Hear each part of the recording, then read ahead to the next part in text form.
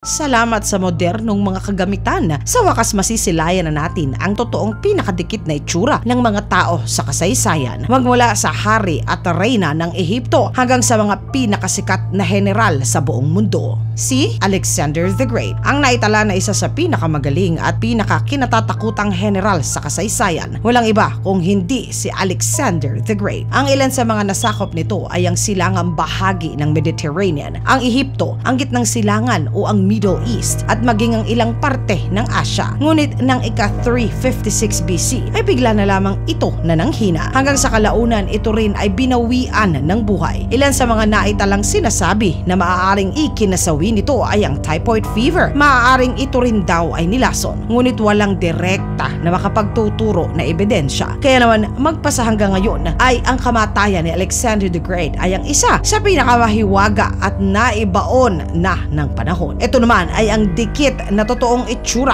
ni Alexander the Great nang siya ay 32 taong gulang. Ang pinagbasihan nito ay ang rebulto at mga naiwan niyang pinta ng mga larawan. Si Nefertiti, ang reyna ng Ehipto na siya namang may bahay ng parao na si Akhenaton. Nang panahon ng reynang ito, siya ay tiningala dahil imbis na magpaganda lamang ay naging napakalaki ng impluwensya nito sa politika ng mga sinaunang Ehipto. Naging mahiwaga ang reynang ito para sa mga historiador nang tila ba hindi nila mawari ang totoong itsura nito. Kaya naman sa tulong ng artificial intelligence, ito ang dikit na itsura ng reyna ng Ehipto na sinasabing kasing galing ni Cleopatra.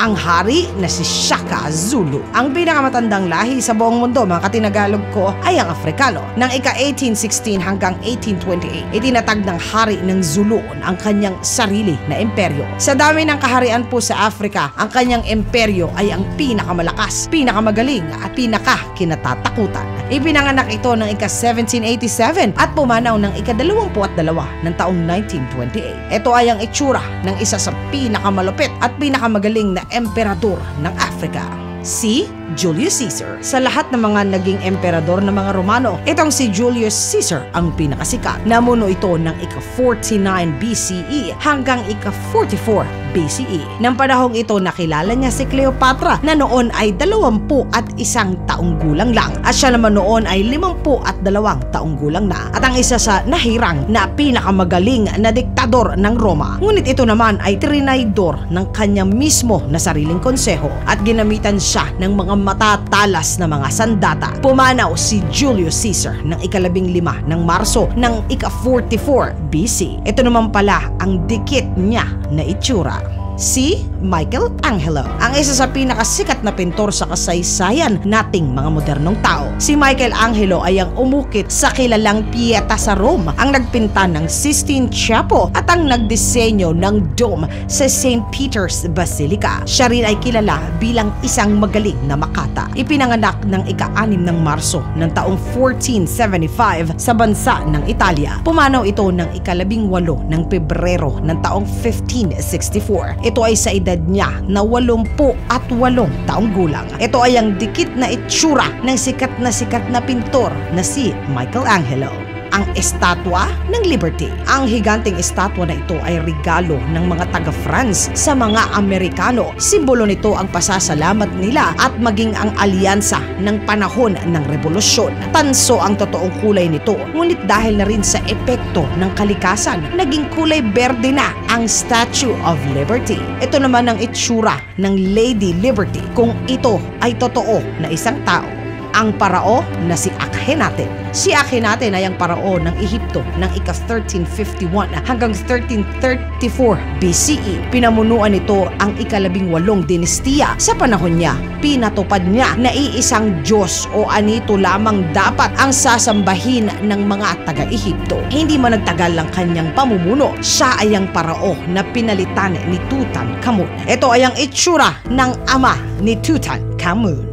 si Napoleon Bonaparte. Isa sa pinakasikat na lalaki sa kasaysayan. Si Napoleon ay ang namuno sa militar ng mga French. Ito ay ng panahon na ang bansa nila ay nasa matindi na revolusyon. Naitala na isa ito sa pinakamagaling na general sa kasaysayan. Ipinatupad dito ang agresibong pamamaraan ng pakikipagdigma. Ayon sa tala na hindi ito ninagsisi kahit kaunti sa dami ng kasalanan at sa dami ng tao na kanyang pinaslang. Ito naman ang pinakamalapit na itsura ni Napoleon Bonaparte. Si Mary, ang Queen of Scots. 6 na taong gulang pa lamang ay tagapagmana na ng trono itong si Mary na Queen of Scots. Ito ay dahil siya lamang ang natitirang buhay na anak ng tatay niya. Ito naman ang itsura ng sinaunang reyna ng Scotland, si Genghis Khan. Sa kasaysayan na itala na si Genghis ay ang isa sa pinakamagaling na mananakop lalo na dito sa Asia. Siya ang responsable sa pinakamalaking imperyo sa kasaysayan nating mga tao. Ngunit sa kanyang pagpapalawak ng kahariang nasasakupan, bumaha naman ng dugo sa kalupaan na kanyang pinupuntahan. Magmula sa digmaan hanggang sa gutom, ito ay ang itsura ng tao na kumitil ng 40 milyong mga buhay. Si Hatshepsut. Ito ay ang kauna-unahang reyna ng Ehipto, ang nagpalawak at nagpaunlad sa nasasakupang bansa nito. Matagal nitong nahawakan ng trono. Ito ay mula ng ika-1478 BCE. Sinasabi na likas ang talino at lalo na ang ganda nito. Ayon sa AI base sa mga estatwa at nakatala sa kasaysayan, ito ang itsura ng kauna-unahang pinakasikat na reyna ng Ehipto, si Mark Antony. Naitala na isa sa pinakamagaling na general sa kasaysayan. Ang sinasabi rin na ang totoong minahal ng magaling na reyna na si Cleopatra. Si Mark Antony ay naitala na nabuhay ng ika-80 hanggang ika-30 BCE. Ito ang itsura ng lalaki na nagpaiyak ng totoo sa magaling na reyna na si Cleopatra, si Tutankhamun, ang nagmamayari ng pinakamaganda at pinakasyala na maskara sa kasaysayan ng sinaunang Ehipto. Dahil din sa paraon na ito, nalaman ng mga makabagong mga siyentipiko kung paano ba talaga ginagawa ng mga sinaunang taga-Ehipto ang pag-eembalsamo. Ayon sa AI, ito ang itsura ng isa sa pinakabatang hari ng sinaunang Ehipto. Mga katinagalog ko, napakarami pa pong mga sinaunang kilalang tao, maging sina Cleopatra, ang reyna ng Inglaterra, at maging ang hari na si Henry V, ang naging malinaw na dahil sa artificial intelligence, na nais ko namang ibahagi po sa inyo sa susunod natin na kwentuhan. Mga katinagalog ko, sino po sa mga taong kilalang ito ang medyo nabigla po kayo? Isulat po ang inyong saloobin sa comment section sa ilalim upang sama-sama naman po na ito ay ating basahin. Ang pinakamagandang sagot po ay magkakamit ng 100 Gcash load. Mga katinagalog ko, maraming salamat po sa pagsama ninyo sa segment natin sa araw na ito.